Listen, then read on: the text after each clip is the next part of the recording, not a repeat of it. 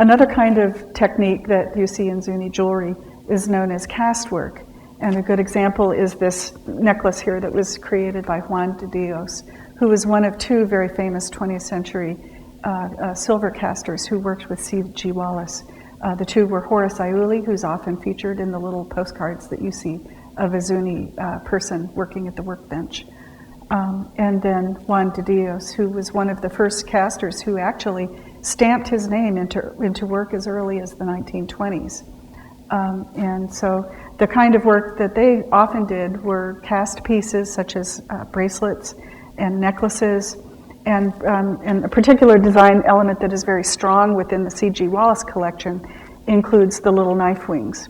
And the knife wing bird is one of C.G. Wallace's favorite designs, but it's also a very popular design within the Zuni Pueblo. The reason for that is because the knife wing is featured on the emblem of the Beaupre Society, and was very often featured in the 20th century everywhere from the Bureau of American Ethnology publications to letterhead that was used by the Fred Harvey Company and by C.G. Wallace in the 20th century. It was the sign that was on the Indian building at the Alvarado Hotel in Albuquerque. And so it was a very popular design element, both commercially and within Zuni Pueblo. And the pieces are very popular today. They often have turquoise inlay. And so you find the cast work where the background of the bird is cast, but then the turquoise is either inlaid or it's done in channel inlay or mosaic. So a wide variety of knife wings that you can find. And the knife wing as an image was made by a number of artists who are connected to C.G. Wallace. Another example is mosaic inlay, and we have an example here by Dan Simplicio. Dan is a very interesting artist because he was one of the first Zuni jewelers to actually live outside the Pueblo. He worked in Albuquerque. He was a veteran of World War II, and his son, Dan Simplicio Jr., believes that it was a combination of being a war veteran and working outside of Zuni that he adopted new techniques and design elements and new ways of working his silver.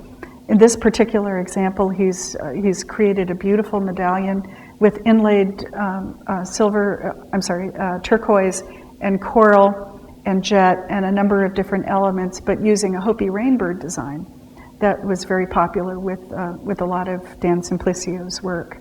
Another example is similar to the coral and nugget necklace that Likia created.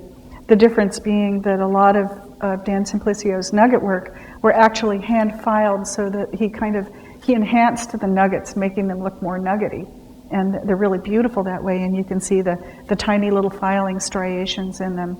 And he also developed a special kind of bezel that has been called a foliate bezel because it's basically shaped like little leaves that come around and they fold around the turquoise in very curvy and very undulating and organic kind of shapes, and they're very often stamped with fancy stamped drops. Dan Simplicio said that his father was very conscious of spatial organization with his pieces, and you can see, for example, this necklace with combination of turquoise and coral and foliate bezels and little stamped drops that are very carefully organized within a very large space. There were also female artists at Zuni Pueblo. Two of them are special because of their association with C.G. Wallace, but they're also special within the history of Zuni Pueblo because it was not common in the early 1900s for women to actually produce and sell their own silver work.